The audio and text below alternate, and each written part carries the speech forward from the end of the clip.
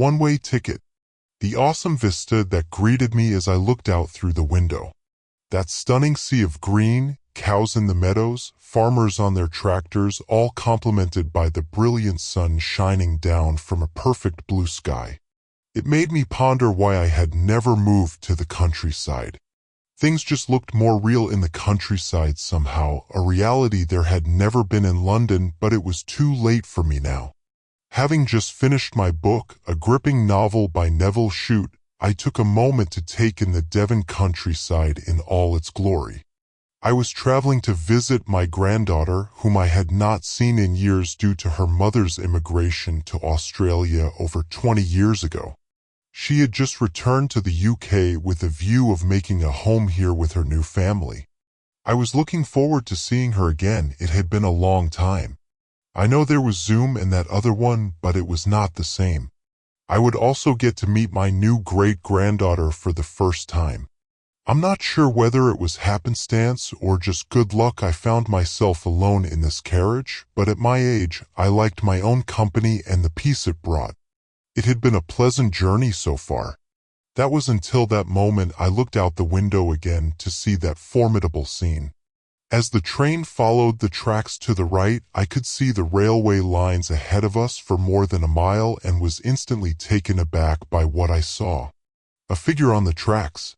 A person, and that eerie fog, a fog like something I hadn't seen since the smog that befell London in the December of 1952. A dense fog that also had a translucent quality about it. I have seen many things in my 87 years on this earth, but this did not make sense. It looked like the fog was sticking to the man, holding him in place. The train was hurtling forward at full speed, and yet the figure standing there didn't move and the train didn't slow. I could make it out now. It was definitely a man, shrouded in this thick, unnatural fog that seemed to cling to him like a second skin, holding him in place. His face was pale, a gaunt appearance, his eyes, wide and unblinking, suddenly locked onto mine for a moment, then gone just as fast as the tracks straightened, and he vanished, my view obscured by the engine. But still the train did not slow. The memory of that smog in London during December of '52 still haunted me. I was not more than a child at the time. That eerie fog had also clung to me, but not physically though. It swirled behind you as if it was following you. It got in your eyes, your nose, your mouth, you could feel it, you could even taste it. Not a nice memory, but this fog was different. The fog seemed to have a hold over this man like an invisible tether. And when the lights returned to normal, the carriage was still empty, the notebook sat next to me, proving that none of it had been in my imagination. My hand reached out and hovered in and out before finally I picked it up. The leather binding was cold. I read it with caution, unsure of what it contained. The pages were aged. The binding was torn, but smooth as if it had been handled many times. The writing was erratic and inconsistent, almost as if the writer was nervous. It was transcribed over the course of a few months, and by the time I reached the last line, I was truly disturbed in what lay between the pages. The Train of Terror was a ledger about a train documenting one Thomas Hargrove, a ghost that is no longer a ghost, maybe. I'm not sure. He was a man who used to take this train all the time. He chronicled strange happenings and people disappearing, weird noises coming from behind, and one person. The Watcher. Some entity that merged in and out of the fog, always fixated on him, no matter where he looked. The final entry was dated the day Thomas vanished. He wrote of a growing certainty that the Watcher was not human, that it was something ancient and malevolent, drawn to the train, drawn to him.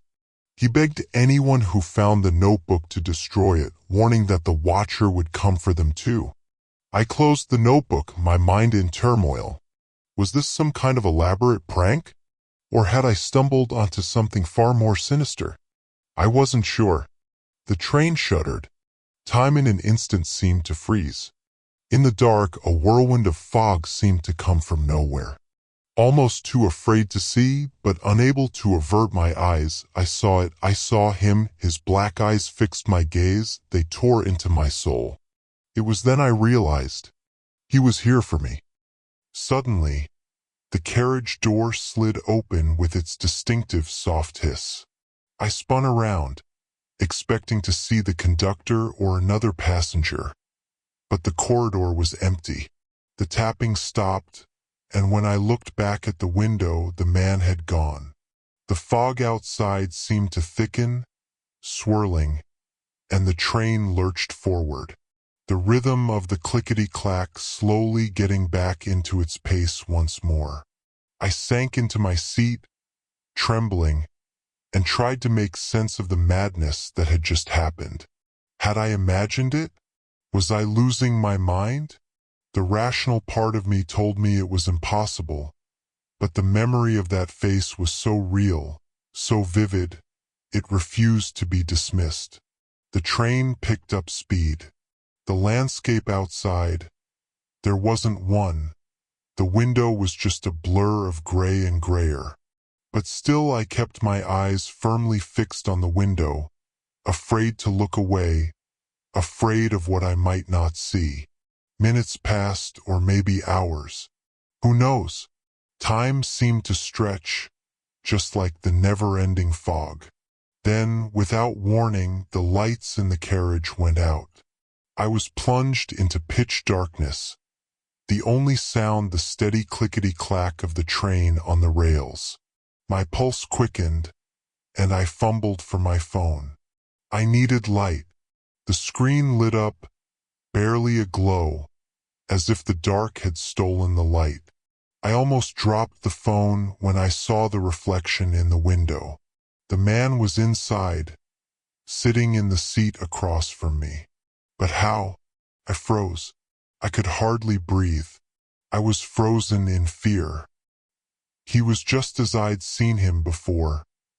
Pale, gaunt, his eyes fixed on mine. But now, up close, I could see the details I'd missed.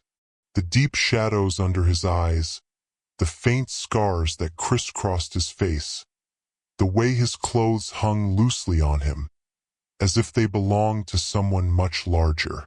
"Who are you?" I managed to get out in a whisper, my voice barely audible over the noise of the train against the rails. He said nothing, just leaned in like it was a move he'd made a million times before, then, with urgency, set it down in the seat between us. I looked down. It was a tattered notebook, frayed at the edges, stained on the front. I was paralyzed. I didn't know how to take it, but when I looked back up to question him, he was gone. My heart pounded in anticipation. I clung to the table in front of me, expecting the train to make an emergency stop at the last moment. But no, I averted my eyes from the window, assuming he would be sprayed over it, in a red mist, like a bug hitting a car windscreen. Raising my head, there was no blood. There was no man, just the fog blanketing the window, dark and ominous as if waiting for something. But the train kept going, rattling on its way to the next destination, oblivious to the scene, and its rhythmic clicking of the wheels against the rails filling the silence with its repetitive song. I told myself it was not real, not possible. It was a shadow cast on the fog by the train or a tree, but I didn't believe that. But the man, his eyes, his hollow eyes, the image seared into my brain like a bad dream.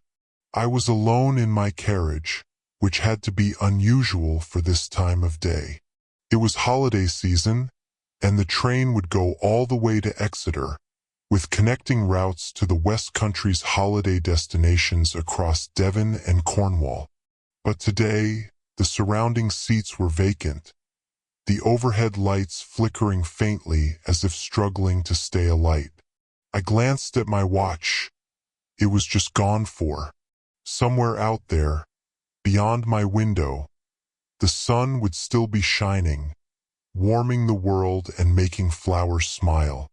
but all I could see was the fog. Nothing but a world that was cloaked in an eerie gray darkness. I tried to put it out of my mind by focusing on my reunion with my granddaughter, her husband, and their new baby, but my thoughts kept drifting back to the man on the tracks. Who was he? How had he appeared so suddenly? And why hadn't the train hit him? The questions picked at my brain, and I found myself glancing out the window every few seconds, half expecting to see him out there again. The train slowed as it approached the small station in Huntington. The platform was deserted, the ticket booth closed. A single lamppost cast a warm glow, its light slowly being swallowed by the eerie fog. As the train came to a stop, for a brief moment, there was nothing. Not a sound broke the heavy air, an oppressive silence that made my skin prickle with anticipation. But for what, though? Then I heard it, a faint tapping on the window. I jumped at the sound, stealing my breath. I turned, dreading what I might see. There, pressed against the glass, was the face of the man from the tracks. His lips were moving, shouting words I couldn't hear, and his eyes, they bore into mine with an intensity that made my blood run cold. I stood. The tapping grew louder, more insistent, and I backed away until I stumbled into the opposite seats. The man's expression didn't change. He just kept staring, kept mouthing those silent words. I wanted to scream, to call for help, but my voice didn't come.